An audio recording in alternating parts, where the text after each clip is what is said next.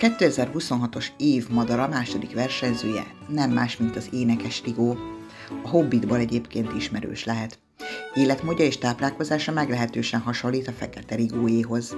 Táplálékát elsősorban giliszták és csigák képzik, de hernyókat, lószúnyogokat és egyéb rovarokat is szívesen zsákmányol. Ősszel gyümölcsöket és bogyókat fogyaszt.